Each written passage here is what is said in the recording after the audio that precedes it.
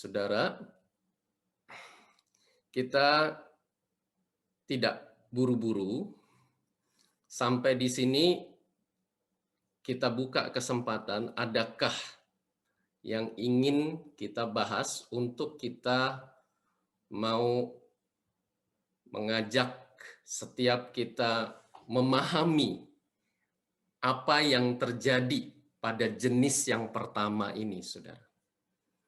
Yaitu berburu kompensasi. Nah, itu sebabnya sampai di sini, adakah yang ingin kita bahas dalam bentuk pertanyaan, tanggapan, dan atau hal-hal yang ingin kita diskusikan? Baik, saudara bisa mengungkapkan itu di chat atau bisa langsung. Ada sampai di sini? Silakan, Pak Denny.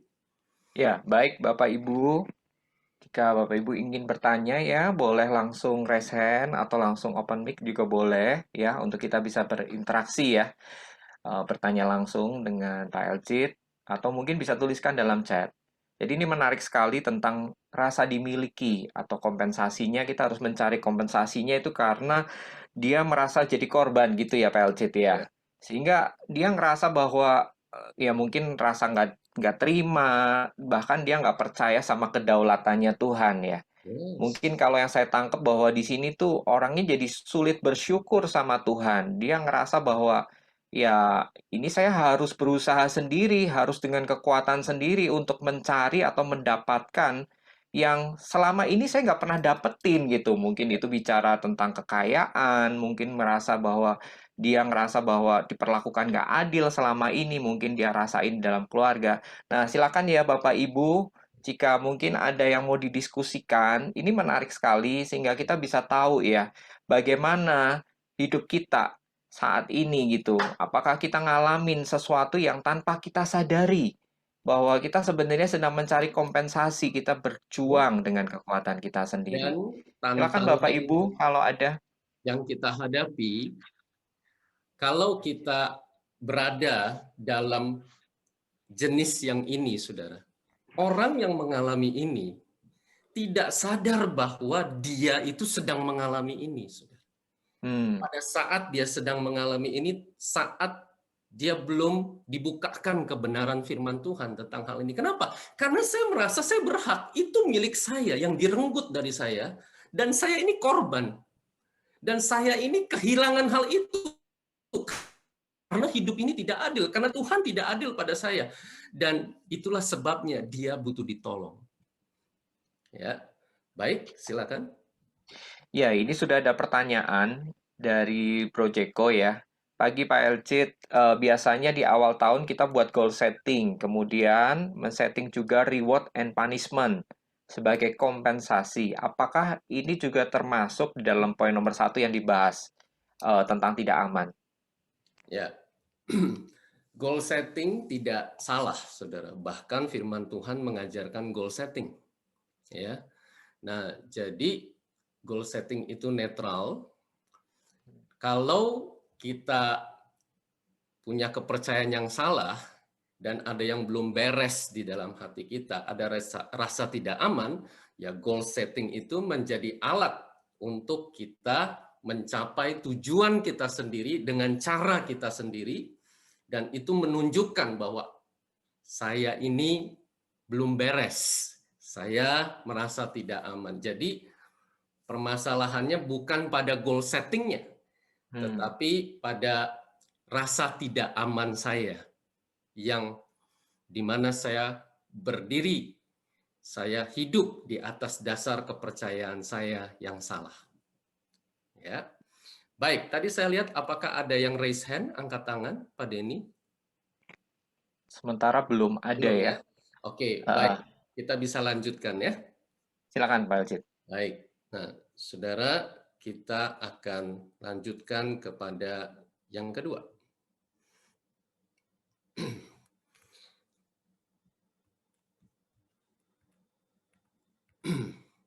Yang kedua adalah bersaing, saudara. Competition.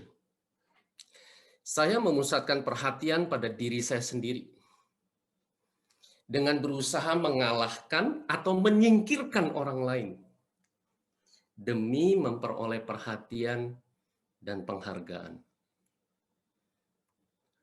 Dan saya berambisi membangun kerajaan saya sendiri, dan pada akhirnya saya punya filosofi tujuan menghalalkan cara, yaitu saya akan melakukan cara apapun untuk mencapai tujuan saya, untuk saya bisa menang, untuk saya mengalahkan yang lain.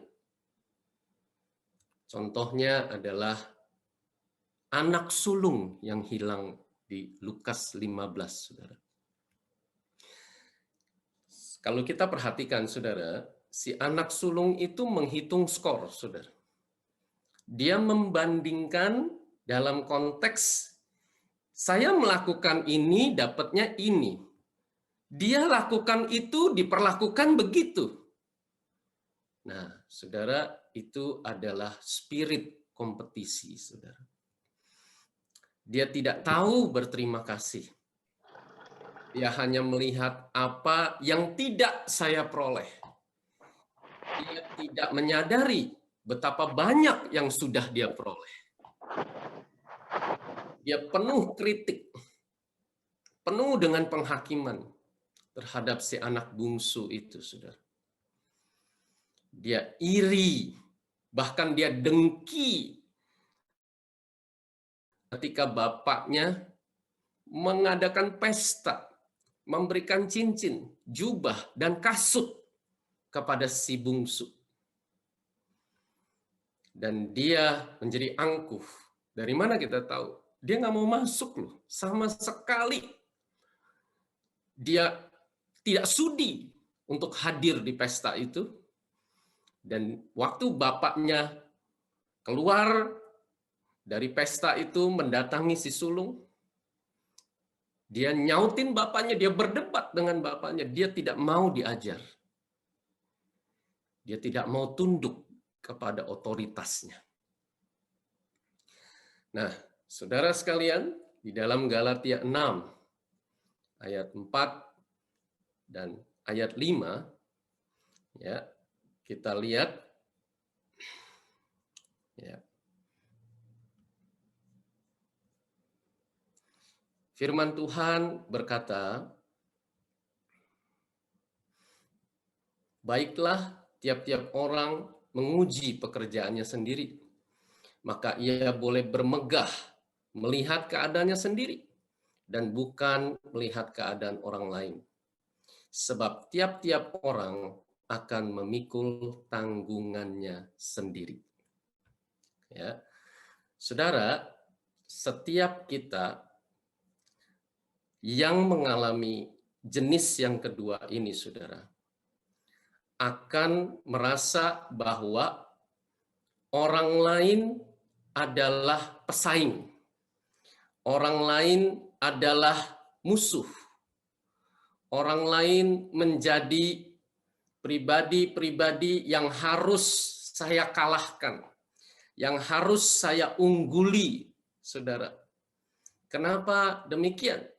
Karena saya merasa saya menjadi berharga dengan menunjukkan, dengan membuktikan, dengan menyatakan, dengan mengumumkan supaya orang-orang di seluruh dunia tahu bahwa saya unggul, bahwa saya hebat, dan dengan demikian saya merasa berharga. Saudara sekalian, ini adalah luka yang begitu dalam, dan ini adalah kepercayaan yang salah yang begitu dalam, saudara. Orang yang mengalami hal ini, saudara, dia merasa tidak aman di dalam bentuk, saudara. Dia sebetulnya rendah diri, saudara. Dia sebetulnya minder. Itulah sejatinya orang yang mengalami demikian ini. Ya, baik. Ya. Sampai di sini kita mau pastikan apakah ada yang ingin dibahas. Ya. Ya, silakan Bapak Ibu. Jika ada yang mau bertanya, boleh silakan langsung open mic ya. atau bisa tuliskan di dalam chat. Ya, Jadi memang yang di kedua ini adalah dia ngalamin luka ya, bahwa dia ngerasa nggak berharga ya, Pak Elcit ya. Jadi mungkin rasa berharganya itu bisa aja mungkin dari keluarga atau bisa juga dari sekelilingnya juga juga ya, Kak. ya, ya. Jadi Tadi memang saya lihat apakah Ibu Rahel Balikpapan mengangkat tangan? Iya, Oh salam ya, Pak Elkit. oke. silakan. Senang senang sekali diberi kesempatan. Terima kasih Pak buat kesempatannya. Di sini Pak saya mau nanya tadi kan tentang ada kompetisi. Misalnya ini example Pak. Ini mungkin tentang saya juga. To be competitor itu bukan bermaksud karena mencari apa ya untuk kita merasa lebih unggul, tapi kalau motivasinya itu membuat menjadi kompetitor itu untuk memberikan yang lebih baik bagaimana Pak? Dan Bapak bilang mungkin dia menjadi kompetitor karena karena tidak merasa tidak dihargai. Tapi kebalikannya adalah karena saya mungkin udah merasa udah ikut transformasi hati, udah mengalami pemulihan dari Tuhan, tetapi yang ada saya itu merasa sepertinya kayaknya overflow PD-nya Pak. Itu gimana Pak? Tolong ditanggapi. Terima kasih. Baik. Terima kasih Bu Rahel untuk keterbukaan Ibu. Nah, ini kalau kita mau praktek IK ya Bu ya, ini perlu diidentifikasi lebih lanjut. Maksudnya dalam kasus Ibu, sampai di sini kita belum bisa menilai atau mengambil kesimpulan ya apa yang sesungguhnya terjadi ya pada yang Ibu alami dalam kasus Ibu pribadi ya. Nah, secara prinsip adalah begini ya. Saya menangkap maksud Ibu. Ibu bertanya, "Pak, bagaimana kalau kita berkompetisi untuk tujuan yang positif? Untuk kita itu bisa self improve, melakukan perbaikan diri, untuk kita terus-menerus continuous improvement, supaya kita bisa progres, lakukan perbaikan terus-menerus, dan itu sebabnya kita berkompetisi untuk prestasi." Ya, tolong dikonfirmasi Bu Rahel, apakah itu yang Ibu maksud? Pertanyaan Ibu, silakan. Iya Pak, saya ingin memberikan yang terbaik. Jadi saya memacu diri saya gitu. Ya, terima kasih ya Bu Rahel. Ya, nah saya mengerti maksud Ibu. Nah, sebetulnya yang Ibu maksud berkompetisi untuk prestasi itu dalam konteks peristiwa kompetisi untuk prestasinya itu tidak ada masalah. Yang terpenting di sini adalah kita perlu selalu cek kondisi hati kita. Motif saya untuk berkompetisi ini. Karena kalau hati saya punya sikap hati yang benar, saya melakukan ini dengan kepercayaan yang benar, spiritnya akan berbeda saat kita berkompetisi. Yaitu apa, saudara?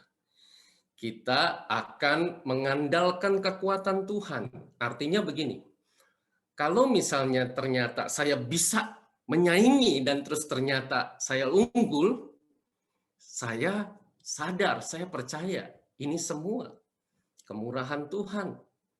Tuhan yang memberikan anugerah, sehingga saya nggak jadi sombong. Saya nggak jadi merasa dikdaya gitu, puas. Akhirnya saya menang.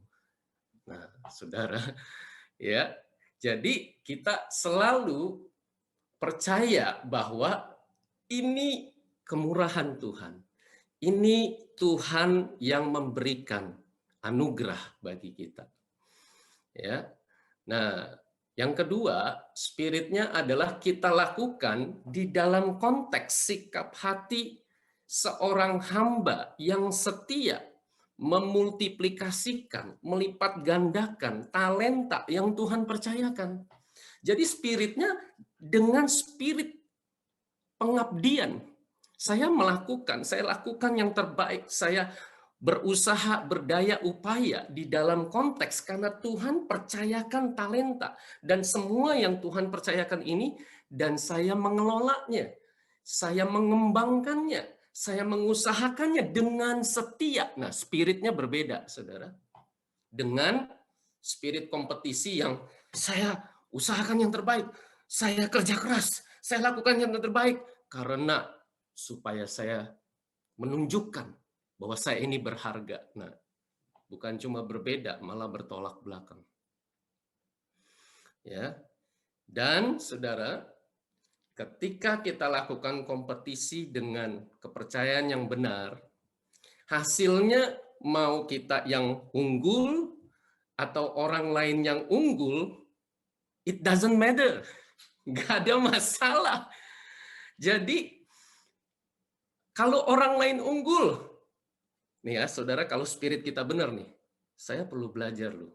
Kok dia bisa lebih unggul? Padahal saya merasa saya kerja keras loh. Lihat, saudara, spiritnya tuh damai sejahtera. Wah, saya mau tanya nih, saya mau perhatiin dia bisa unggul tuh gimana ya?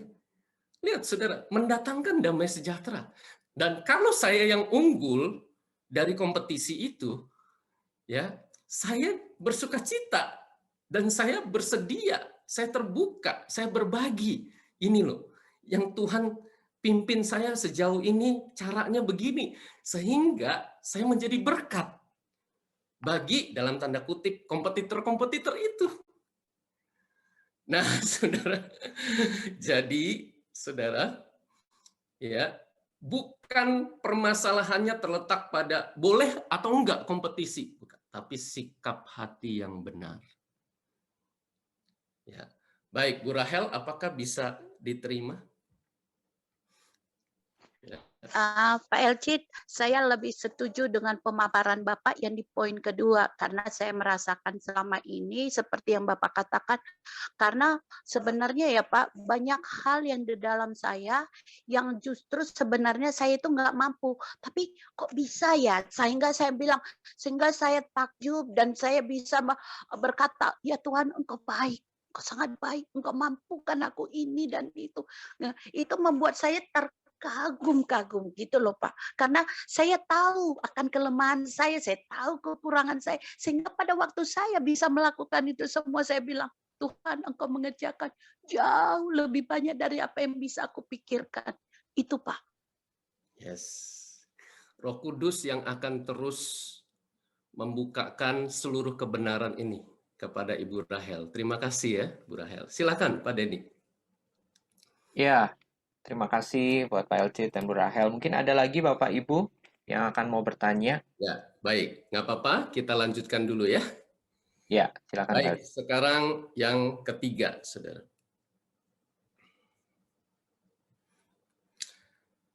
Yang ketiga adalah bandingkan diri dengan orang lain. Comparison. Saya cenderung membandingkan diri saya dengan orang lain dengan menghitung skor angka saya sendiri terhadap pencapaian orang lain. Nah, skor angka yang dilakukan pada competition, artinya yang sebelumnya, itu di dalam konteks bersaing. Nah, skor angka yang dilakukan pada comparison ini, bandingkan diri dengan orang lain, di dalam konteks saya membandingkan, ya, saya melihat angka saya dan melihat angka dia, dan saya membanding-bandingkan. Saya mengabaikan peranan unik saya dan orang lain dalam dinamika suatu tim. Contohnya adalah di Matius 20. Saudara masih ingat para pekerja kebun anggur yang kerjanya dari jam 6 pagi, jam 9 pagi, jam 12 siang, lalu ada yang dari jam 5 sore. Pada saat jam 6 sore semuanya dipanggil. Jadi ada yang kerjanya 12 jam, 9 jam, ya, ada yang kerjanya 6 jam, ada yang kerjanya 1 jam, Saudara. Ya. Orang yang kerjanya dari jam 6 pagi, dari jam 9 pagi, mereka mengabaikan anugerah, mengabaikan apa yang Tuhan sudah tetapkan dan Tuhan sudah sepakati dengan kita. Sehingga mereka menjadi salah fokus pada status atau keadaan orang lain. Kalau saudara perhatikan, saudara, di Matius 20 itu, saudara pernah bertanya enggak, kenapa tuannya itu sengaja, saudara? Jadi dikumpulin kan semua pekerjanya itu. Kalau kita baca ya, tuannya itu sengaja loh, di depan para pekerja yang lain. Yang dipanggil itu, yang kerjanya jam 5 sore duluan. Dan waktu dibayar upahnya, saudara, ternyata sama dengan upah yang kerja 12 jam, itu dilakukan di depan mata orang-orang yang kerja dari jam 6 pagi, jam 9 pagi, dan seterusnya. Ya, saudara pernah renungkan kenapa tuannya itu sengaja? Ya, itu yang biar Roh Kudus yang mewahyukan buat kita. Ya, mereka mengeluh, mereka menggerutu terhadap rasa ketidakadilan. Artinya mereka merasa bahwa ini nggak adil. Mestinya nggak begini. Masa saya kerja 12 jam sama di upahnya dengan yang kerja 1 jam? Menilai orang lain kurang pantas menerima berkat. Dia nggak pantas kerja cuma 1 jam, dapatnya sama dengan saya. Ya, dan saya berasumsi saya layak mendapat lebih karena saya berfokus pada pekerjaan saya, bukan pada Allah. Saya fokus kepada berkat, bukan pada sumber berkat. Saya fokus pada apa yang tidak saya peroleh menurut perspektif saya, bukan pada apa yang saya peroleh dari Allah. Saya lupa bahwa semua berkat semata-mata karena anugerah Allah. Di dalam Yohanes 21 ayat 21 dan 22 ya. Kita akan perhatikan, saudara, firman Tuhan mengajarkan satu prinsip ya, untuk kita mau terima di dalam roh kita. Ketika Petrus melihat murid itu, ya, ia berkata kepada Yesus, "Tuhan, apakah yang akan terjadi dengan dia ini?" Ya, ini Petrus lagi melihat Yohanes, saudara. Ya. Jawab Yesus, "Jikalau aku menghendaki supaya ia tinggal hidup sampai aku datang, itu bukan urusanmu. Tetapi engkau ikutlah aku." Murid-murid Yesus, saya mau ajak untuk kita menerima prinsip yang Yesus ajarkan di ayat 22 ini. Yesus mengajarkan begini, urusan kamu sama aku, kita sudah sepakat, kita sudah deal, kita sudah lakukan perjanjian, itu adalah urusan kita pribadi. Dan kalau saya punya urusan sama pribadi yang lain, itu urusan saya pribadi dengan dia. Dan kamu fokus saja kepada urusan kamu dengan aku pribadi. Nggak usah urusin perkara urusan orang lain dengan aku. Itu bukan urusan kamu. Urusan kamu adalah dengan aku, bukan dengan dia. Nah, saudara sekalian, ini yang kita mau terima supaya kita punya kepercayaan yang benar di dalam hal yang ketiga ini, saudara. Supaya kita menang, kita mengalami rasa berdaya guna, supaya kita punya perspektif yang benar, dan kita tidak membanding-bandingkan diri kita dengan orang lain. Baik, sampai sejauh ini kita mau pastikan apakah ada yang ingin dibahas tentang poin ketiga ini, silakan. Iya, silakan Bapak Ibu. Jika ada yang mau bertanya, boleh langsung open mic atau bisa tuliskan di dalam chat, silakan. Ya, Baik. memang agak sedikit mirip ya, Pak Elcit ya, antara yang bersaing dan membanding-bandingkan ya. Jadi kalau boleh bertanya juga nih, Pak Elcit, apakah yang dimaksud adalah tadi kan hitung-hitungan nih, ada skor ya, membandingkan saya dengan orang lain. Tapi kalau yang tipe kedua, dia berusaha mengungguli gitu ya, Pak Elcit ya. Ya. Yang ketiga mungkin dia pasrah aja, cuman ngerasa nggak fair aja gitu-gitu. Apakah seperti itu, Pak Elcit? Ya, jadi kita bisa lihat dari kebutuhan yang tidak terjawabnya. Jadi pada tipe kedua, ya, scoring itu dilakukan karena saya mau menunjukkan bahwa saya ini berharga kalau saya bisa scoring lebih tinggi. Nah, tapi pada tipe ketiga, saya membandingkan scoring ini karena sebetulnya saya mau berdaya guna. Saya mau bahwa kontribusi saya itu mendapatkan hasil yang setimpal menurut saya. Kalau saya cuma dihargai segitu, saya merasa bahwa itu tidak layak, itu nggak pantas. Makanya scoring itu saya lakukan supaya saya merasa bahwa saya mendapatkan yang selayaknya menurut saya. Itulah sebabnya saya membanding-bandingkan. Ya. Baik. Ya, ini sudah ada pertanyaan, Pak Elcit, dari Pak Pras. Dia mengatakan dalam pekerjaan kadang dipakai dashboard progres pencapaian dan dipacu untuk menjadi lebih tinggi lagi. Nah, ini bagaimana menurut Pak Elcit? Silakan Pak Elcit. Baik, terima kasih Pak Prasetyo ya. Nah, tidak ada yang salah untuk kita lakukan ini dalam konteks perbaikan berkelanjutan ya, continuous improvement. Malah itu baik. Sekali lagi, saudara, yang terutama di sini yang Yesus sorot adalah sikap hati kita. Sikap hati yang benar di dalam kita melakukan progres, di dalam continuous improvement. Sekali lagi ya saudara, kita bersandar kepada anugerah Allah. Kita percaya bahwa segala sesuatu yang ada pada kita datangnya dari Dia, oleh Dia, dan bagi kemuliaan Dia.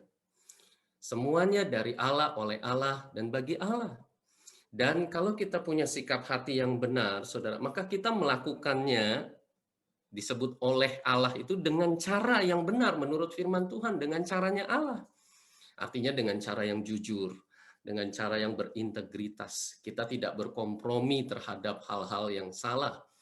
Kita tidak melakukan cara-cara politik yang kotor, intrik, dan tipuan-tipuan, dan seterusnya. Dan hasilnya, kalau ternyata tidak sesuai harapan, kita tidak menjadi putus asa atau depresi. Dan kalau ternyata hasilnya berkelimpahan, kita tidak menjadi jumawa, tidak menjadi sombong. Ya. Nah, itu yang terutama yang kita miliki. Sikap hati yang benar, kepercayaan yang benar. Ya. Baik, sampai di sini kita lanjutkan yang keempat. Ya, silakan Pak Elcit.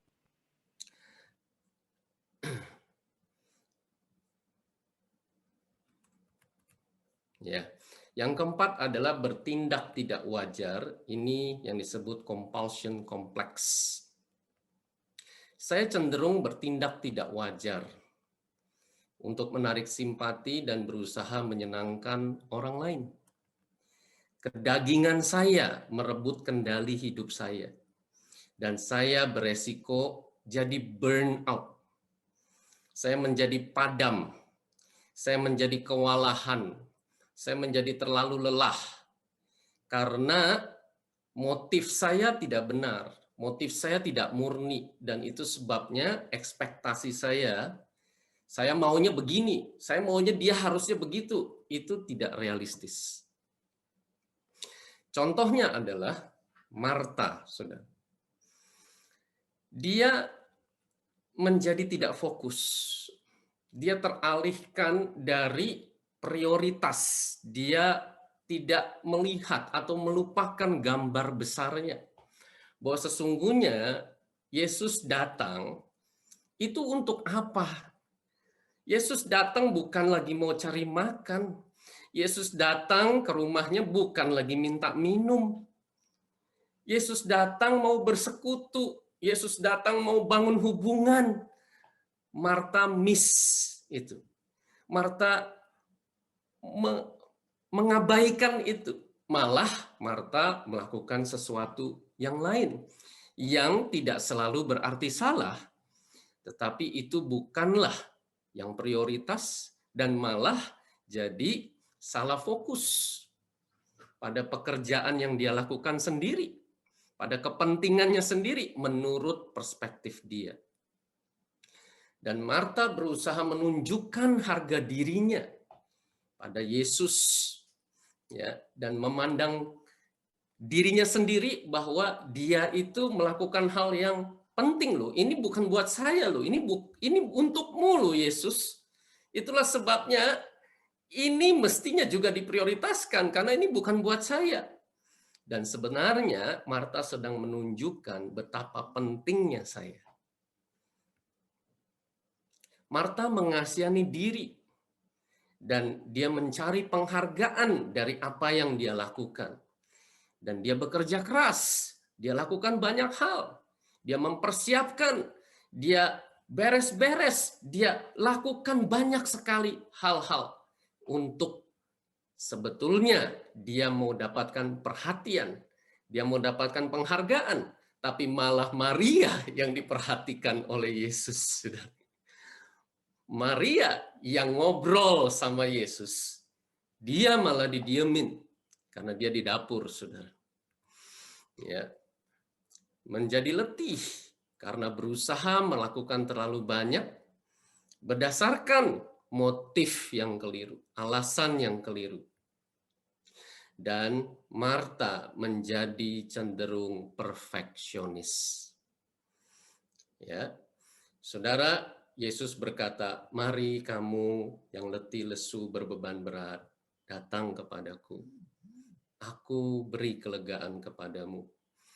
Saudara, kalau kita mau tangkap hati Yesus ya, Yesus tidak memandang apa yang kita lakukan kepada atau terhadap atau untuk Yesus itu selalu lebih penting daripada hubungan pribadi kita dengan Yesus. Yesus tidak selalu memandang apa yang kita lakukan bisa menggantikan hubungan kita dengan Yesus, malah justru Yesus lebih mementingkan, Yesus rindu. Maksud hati Yesus, isi hati Yesus adalah kamu melakukan itu mengalir dari hubungan kamu dengan aku. Kalau kamu mengalami aku itu mencurahkan segala kepenuhan kasih, berkat, rahmat, anugerah, segala yang ada padaku mengalir, maka pasti kamu nggak tahan. Kamu pasti mau melakukan sesuatu. Kamu pasti mau memberi. Kamu pasti mau melayani. Kamu pasti mau jadi berkat. Kamu pasti, dan itu mengalir karena hubungan kamu dengan aku. Itulah yang Yesus maksud. Tetapi Marta tidak demikian. Marta justru dari luar, dia mau masuk ke dalam. Dari apa yang dia lakukan, dia mau minta perhatian Yesus. Padahal yang Yesus maksud adalah dari dalam itu mengalir keluar. Maka yang kamu lakukan itu karena kamu sudah mengalami aku. Nah, baik. Sampai di sini. Silakan. Ya, Pak Elcid, ini sudah ada pertanyaan dari Santi ya. Bagaimana menghadapi orang-orang terdekat kita yang menekan kita tanpa disadari itu membandingkan diri kita dengan orang lain. Walaupun sikap hati kita sudah menerima diri kita apa adanya. Silakan Pak Baik. Eljit. Nah, pandanglah itu sebagai bagian untuk kita menguji apakah saya juga masih mengalami rasa tidak aman. Nah, jadi begini saudara, itu bisa dilakukan orang lain karena orang itu masih punya balok atau selumbarnya dia. Nah, kalau dia melakukan sesuatu yang reaktif, menyerang kita, mengkritik, menghina, intinya melakukan hal-hal yang negatif terhadap kita, manfaatkan itu untuk kita menguji diri sendiri. Kok saya jadi tersinggung ya? Kok saya nggak terima ya? Kenapa ya? Kok saya jadi merasa terganggu ya? Saya sampai susah tidur loh, saya jadi kepikiran terus. Nah, saudara, jangan-jangan saya juga masih belum beres. Nah, saudara sekarang ngerti, makanya Yesus perintahkan kasihilah musuhmu. Karena melalui musuh kita, Tuhan pakai dan Tuhan izinkan untuk kita menjadi mawas diri. Iya loh, saya tuh terluka ya. Dia merendahkan saya loh, di depan orang lain loh. Dia lakukan itu. Saya nggak bisa terima. Saya tersinggung sekali. Nah, saudara, justru melalui apa yang musuh, dalam tanda kutip, musuh kita lakukan terhadap kita, kita sebetulnya sedang, kalau mau jujur ya, kalau kita mau otentik, sedang mengenali diri kita sendiri. Sedang menemukan ternyata saya masih rapuh. Sedang berhadapan dengan diri saya sendiri. Wah, ini berarti ada yang perlu dibenahi dalam hati saya. Saya juga masih merasa tidak aman. Saya juga ternyata masih punya kepercayaan yang salah. Kenapa demikian? Karena begini, saudara. Apakah kalau seorang lain, dalam tanda kutip, musuh kita itu merendahkan kita di depan orang banyak, dia mengkritik kita terlepas dari kritiknya benar atau salah. Intinya dia melakukan hal negatif terhadap kita, menyerang kita, menghina kita. Apakah itu berarti bahwa memang sesungguhnya kita itu seperti apa yang dia katakan? Nah, saudara, pertanyaan itu menjadi perenungan kita, saudara. Karena kalau kita terganggu, kita menjadi terluka, kita menjadi tersinggung, itu berarti apakah saya juga masih punya kepercayaan yang salah? Bagian mana dalam hati saya yang masih rapuh? Ya, karena kalau saya sudah memiliki kepercayaan yang benar, ya ini proses ya, artinya nobody's perfect. Kita semua belum sempurna, saudara. Tapi ada bagian di mana secara fundamental Tuhan sudah membereskan yang karena masa lalu, karena trauma, karena hal-hal negatif yang terjadi sebelumnya, secara mendasar Tuhan sudah bereskan dan masih terus berlanjut. Ya, saya beroleh kasih karunia untuk meresponi itu dengan benar. Saya tetap bisa praktik mengasihi, dalam tanda kutip, musuh saya itu. Dan saya tidak merasa tersinggung atau terluka atau terganggu dan sebagainya. Ya, baik, sampai di situ. Ya, apakah masih ada? Silakan. Iya, dari Bu Vero dia mengkonfirmasi apa yang sudah di-sharekan oleh Pak Eljit. Dia rema banget tentang ilustrasi Marta dan Maria ya. Tuhan banyak bicara tentang hal itu kepada Bu Vero. Ya. Dan cenderung mau diproses terus nih untuk menjadi seperti Maria. Yes, amin. Saudara perhatikan, Marta menyalahkan Maria bukan cuma di depan orang banyak, di depan Yesus loh, saudara. Dan saudara perhatikan, apa respon Maria? Maria berdiam diri. Maria tidak defend. Maria tidak nyautin, saudara, tidak berdebat dengan Marta. Malah Yesus yang bela Maria. Saudara nangkep? Kalau kita punya kepercayaan yang benar, kita fokusnya kepada Yesus. Ya, firman Tuhan berkata, pembalasan adalah hakku. Ya, jadi gini loh saudara, kita berpaut kepada Allah. Kita menaruh jangkar harapan kita, sauh kita kepada Allah. Pada waktunya Allah, Allah yang akan bertindak. Nah, ya. Baik, kita lanjutkan ya, saudara. Ya, selanjutnya. Baik, sampai di sini saudara, inilah 4 poin. Saya akan review sejenak. Ya, 4 ini. Kita akan sekali lagi melihat saudara, 4 poin ini secara menyeluruh. Jadi, kita lihat ya. Kalau kebutuhan rasa dimiliki tidak terjawab, saya merasa tidak aman, saya jadi berburu kompensasi. Kalau kebutuhan rasa berharga saya tidak terjawab, saya menjadi merasa rendah diri, minder, dan saya akan bersaing. Kalau rasa berdaya guna saya tidak terjawab, maka saya merasa tidak mampu dan saya membanding-bandingkan diri dengan orang lain. Kalau rasa bertujuan saya tidak terjawab, maka saya merasa tidak bermakna, sehingga saya jadi bertindak tidak wajar. Nah, saudara, yang keempat ini, bertindak tidak wajar ini disebut compulsion kompleks karena wujudnya bisa macam-macam, saudara. Dalam kasus Marta, Marta menjadi memaksa, jadi bertindak kasar, saudara. Ya, nah dalam kasus Elia, saudara, Elia menjadi bersungut-sungut, menjadi takut, menjadi gentar, menjadi pengecut, saudara. Dia jadi bertindak tidak wajar.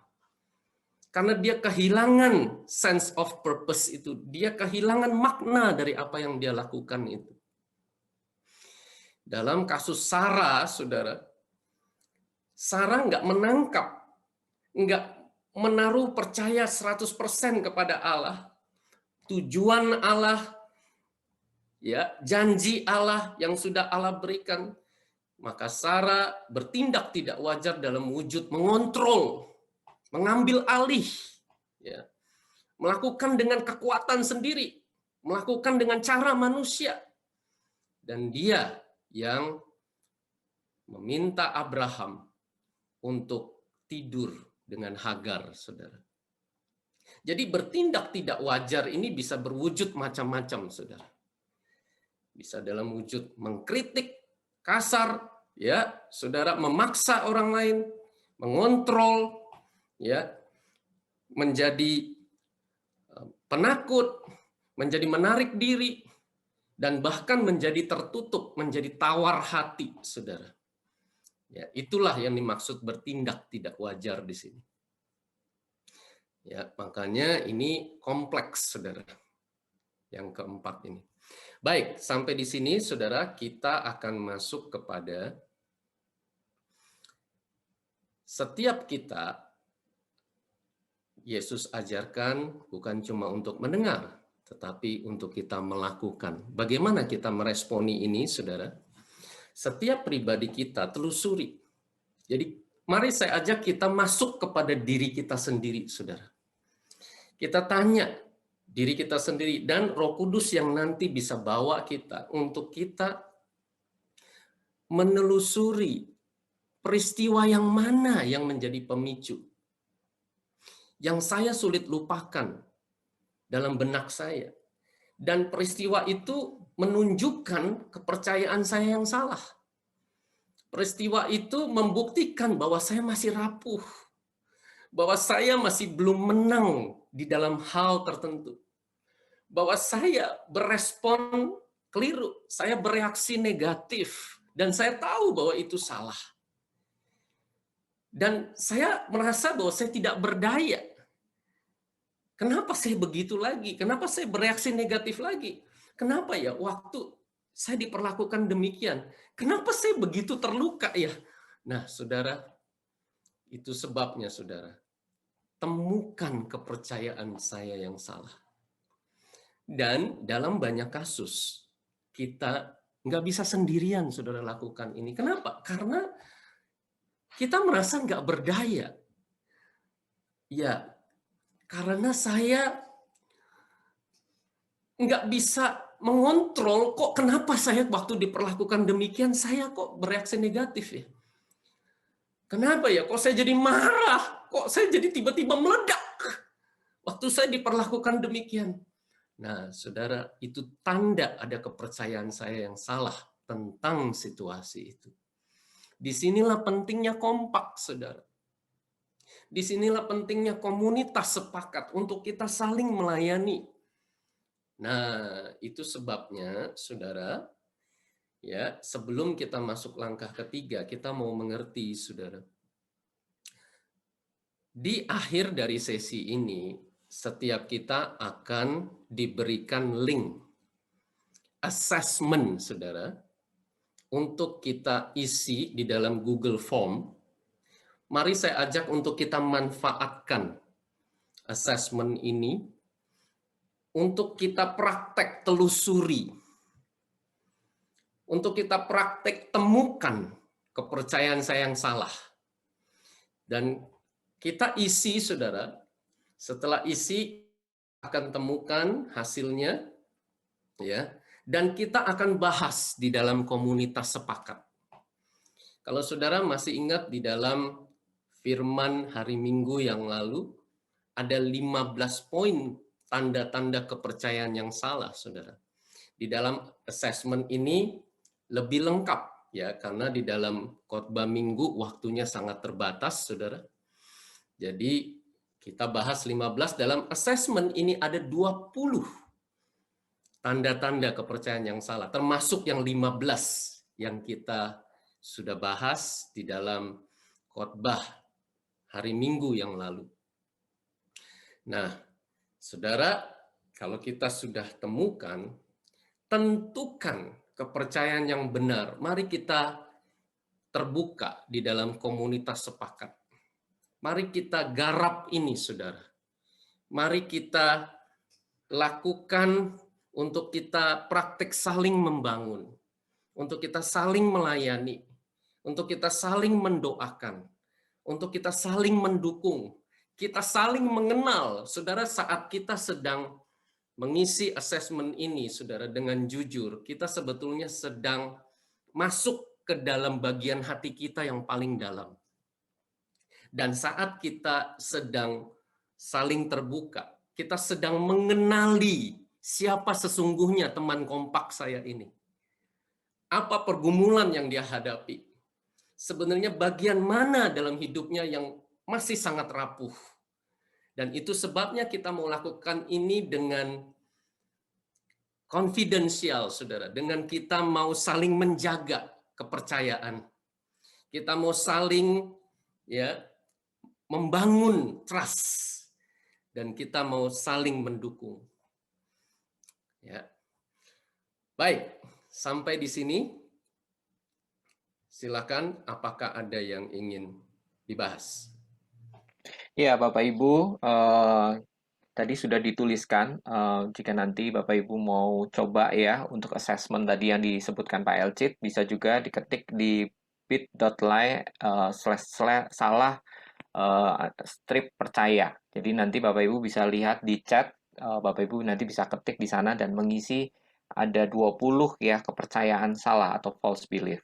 Kemudian ini ada pertanyaan juga Pak Elcit dari Bu Megi ya. Bagaimana caranya untuk menemukan kepercayaan yang salah dan mempertahankannya? Karena selalu dejavu katanya ya.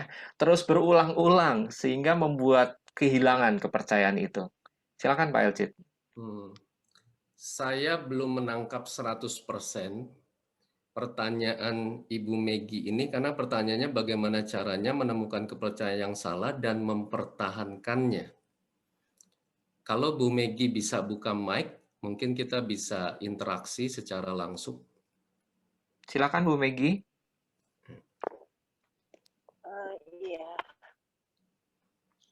Jadi begini,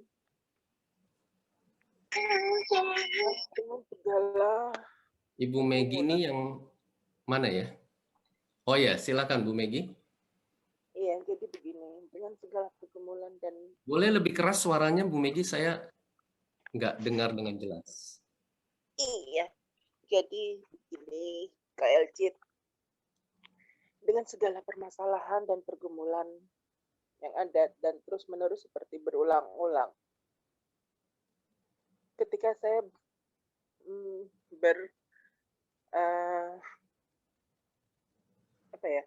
berkonfirmasi atau berkontraksi dengan teman-teman di Koram Geo, dengan Kompak, saya sempat menemukan kepercayaan itu. Tapi kemudian bisa saya berusaha untuk mempertahankan kepercayaan itu. Tiba-tiba ada lagi kejadian yang membuat saya kehilangan lagi kepercayaan itu. Dan terus-menerus berulang sampai saya merasa letih, Pak Elcit. Sampai saya merasa hopeless. Kayaknya nggak ada gunanya gitu loh, Kak Elcit. Jadi saya tidak tahu harus bagaimana lagi untuk kembali menemukan, mempertahankannya lagi. Tapi kemudian saya merasa dijatuhkan lagi. Saya merasa dilukai terus-menerus. Saya tidak tahu, Kak Elcit. Ya. Bu Megi, saya sangat menghargai keterbukaan Bu Megi, ya. Nah, untuk mempraktekkan IKA, ada hal-hal yang perlu diidentifikasi lebih lanjut kalau kita mau membahas ini dengan detail dan menemukan kebutuhan yang sesungguhnya dalam kasus yang Bu Megi ungkapkan. Nah, itu sebabnya Bu Megi bisa mendatangi pribadi yang Bu Megi bisa percaya, satu pribadi ya yang juga sejenis ya, artinya perempuan, yang Bu Megi tahu bahwa dia lebih dewasa rohani daripada Ibu dan bisa mengungkapkan secara detail, secara terbuka apa yang menjadi pergumulan yang dihadapi Bu Megi supaya melalui kita saling melayani, kita saling terbuka, Roh Kudus bekerja. Yang saya mau sampaikan di sini buat Bu Megi dan kita semua, bahwa di dalam Tuhan ada pengharapan. Di dalam Tuhan ada kesembuhan. Di dalam Tuhan selalu ada jalan keluar. Kenapa? Karena Yesus berkata, sebelum Yesus menghembuskan nafas terakhirnya, sudah selesai. Semuanya sudah beres di atas kayu salib. Dan itu sebabnya tidak ada yang tidak bisa diselesaikan oleh salib. Karena semuanya sudah selesai. Jadi, Bu Megi, saya mendorong untuk Bu Megi bisa mengungkapkan dan praktek 3T ini. Telusuri, temukan, dan tentukan. Ya, lebih lanjut. Terima kasih Bu Megi.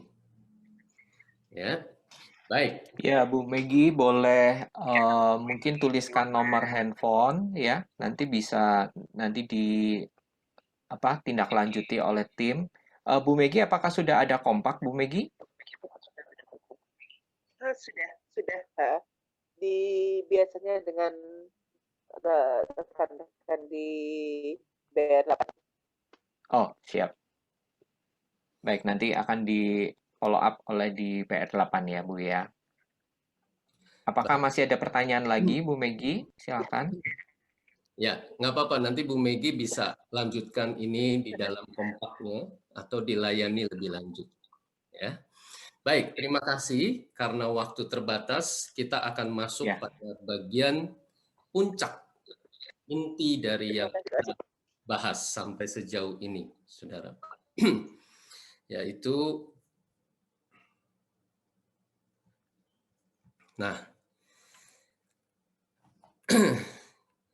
kita akan masuk kepada 4 kunci membangun rasa aman yang sejati. Saya bahas ini dengan cepat dan sederhana supaya kita mengerti, saudara. Kalau kita mau masuk lebih dalam, ya, mungkin nanti ada kesempatan kita bisa kupas ini satu persatu secara mendalam, ya. Yang pertama adalah, saudara, untuk kita mengalami menang, untuk membangun rasa aman yang sejati, kita harus mengalami, mengukuhkan, menemukan, mendapatkan identitas yang kokoh di dalam Tuhan. Identitas saya, siapa saya sesungguhnya, siapa saya sejatinya, siapa saya sebenarnya di dalam Tuhan.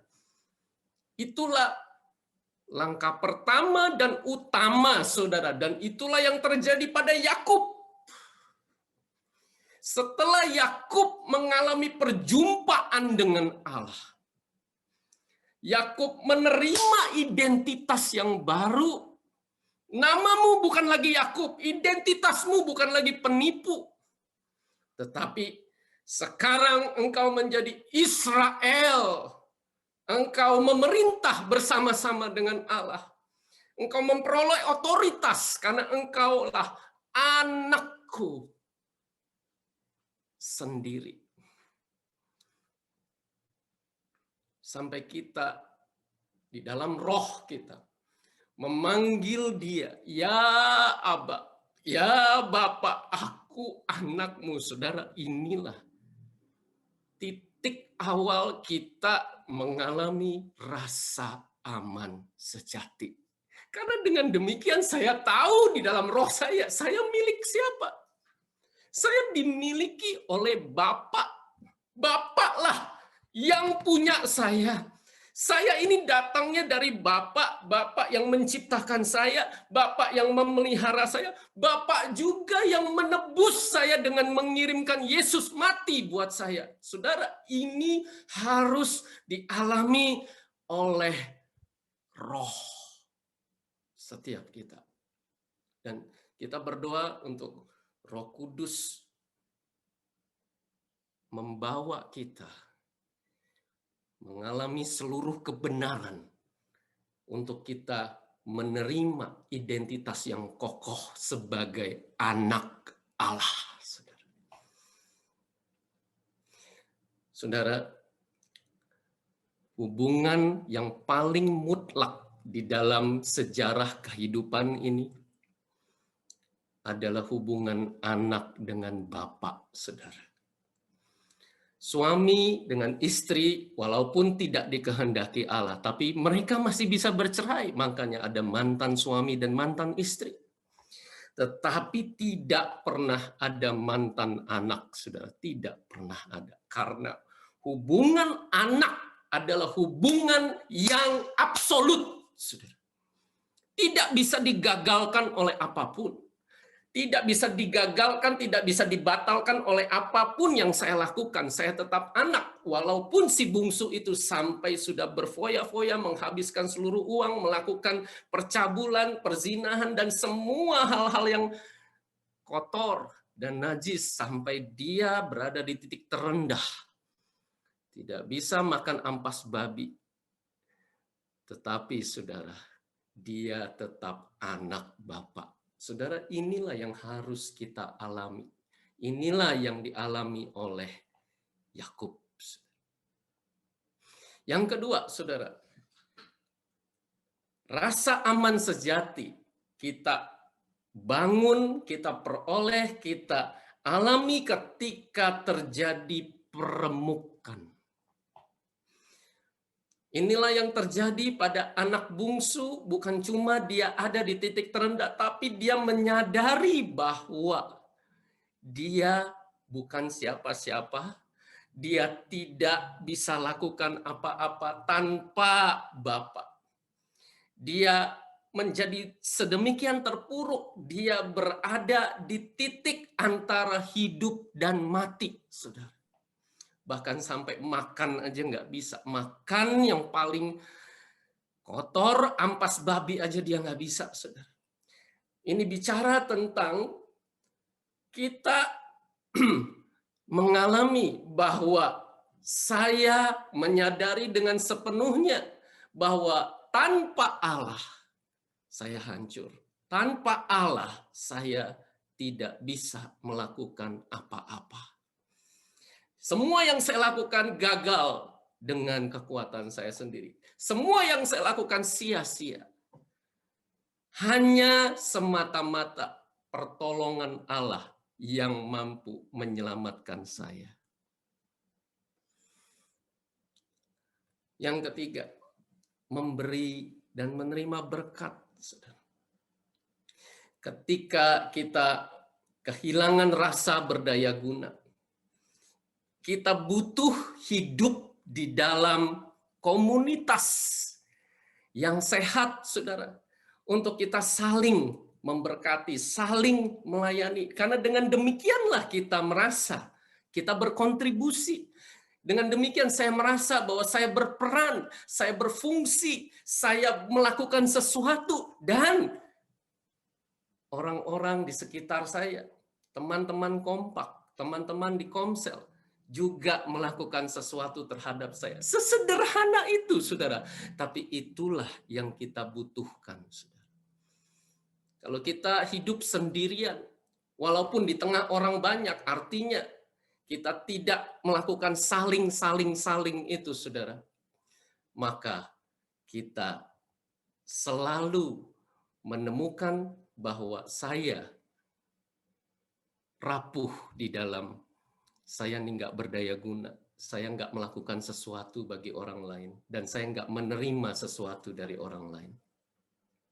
Dan yang keempat, menerima pewahyuan visi, tujuan, untuk kita melihat seperti apa yang Allah lihat. Untuk kita menangkap gambar besar yang Allah tunjukkan kepada kita. Atau saudara, kita mulai menemukan titik terang. Allah punya berbagai metode untuk menunjukkan visinya, untuk menunjukkan rencananya.